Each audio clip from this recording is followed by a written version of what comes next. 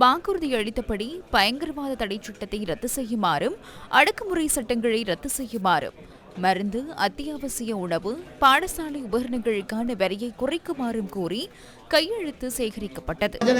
மக்கள் முன்னணியினருக்கும் அனைத்து சமூக ஆர்வலருக்கும் ஒரு இயக்கமாக கேட்கின்றோம்.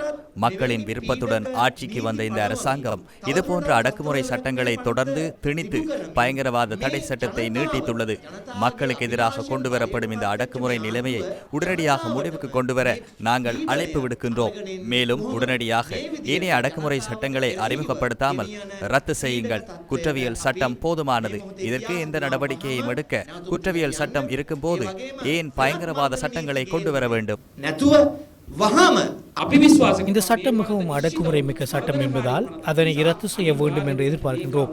இந்த கலந்துரையாடலை ஆரம்பிக்கும் போது முன்னைய அரசாங்கங்கள் இந்த சட்டத்தை ரத்து செய்து மற்றொரு மாற்று சட்டத்தை கொண்டு வர விரும்பியதாக நாங்கள் நினைக்கின்றோம்.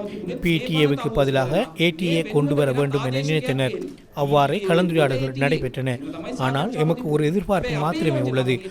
பயங்கரவாத தடை சட்டத்தை நீக்கி அதற்கு பதிலாக வேறொரு சட்டத்தை கொண்டு வராமல் இருக்கின்ற சட்டத்தை நீக்க வேண்டும் என்று கூறுகின்றோம்.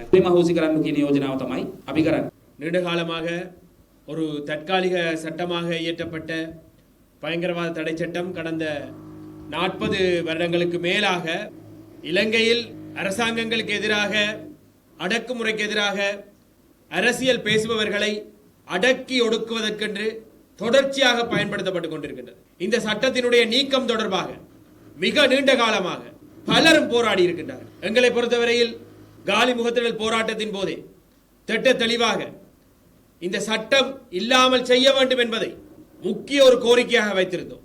இன்று ஆட்சி ஏற்றிருக்கின்ற அனுரவினுடைய NPP அரசு அந்த காலத்திலே இந்த போராட்டத்தில் பங்கு பெற்றியது. பயங்கரவாத தடை சட்டம் இந்த நாட்டில் இருக்கக்கூடாது என்பதை வலியுறுத்தி இருந்தார்கள். ஆனால் இன்றைய சூழ்நிலை என்ன?